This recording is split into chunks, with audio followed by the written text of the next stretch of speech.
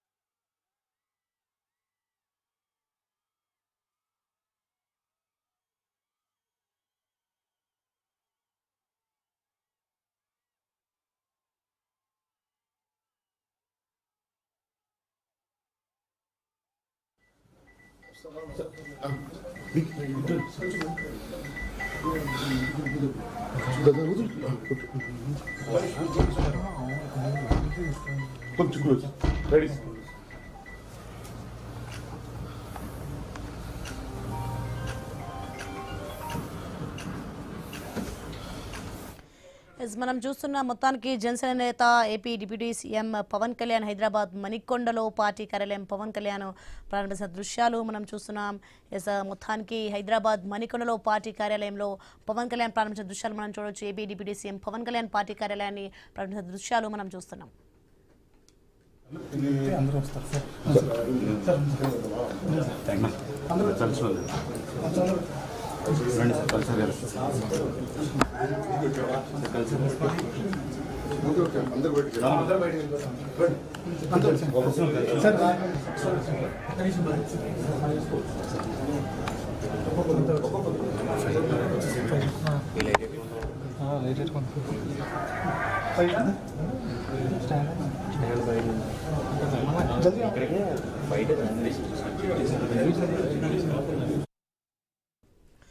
మనం చూస్తున్నాం ఐన్ఎస్లో ఎక్స్క్లూజివ్గా మొత్తానికి ఏపీ డిప్యూటీ సీఎం జనసేన నేత హైదరాబాద్ మణికొండలో పార్టీ కార్యాలయాన్ని పవన్ కళ్యాణ్ ప్రారంభించిన దృశ్యాలు మనం చూస్తున్నాం.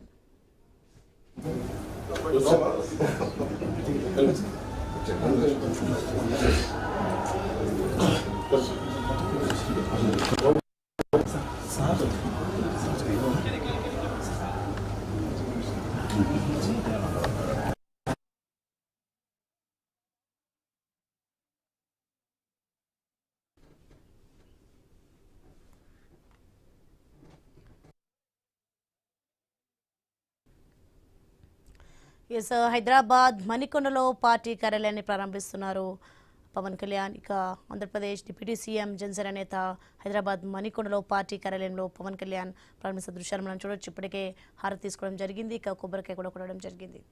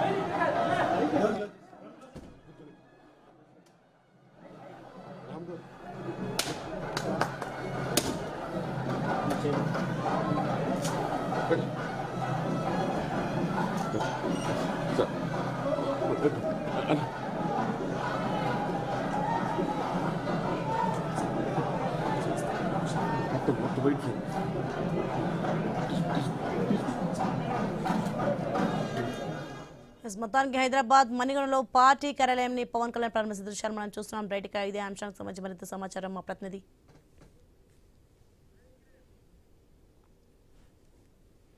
రైట్గా మొత్తానికి మనం చూస్తున్న హైదరాబాద్ మణికొండలో పార్టీ కార్యాలయాన్ని పవన్ కళ్యాణ్ ప్రారంభించిన దృశ్యాలు మనం చూస్తున్నాం. రైట్గా ఇదే అంశానికి సంబంధించి సంఘటనా స్థలం నుంచి మా ప్రతినిధి ఉదయ్ కిరణ్ అందిస్తారు మరింత సమాచారం.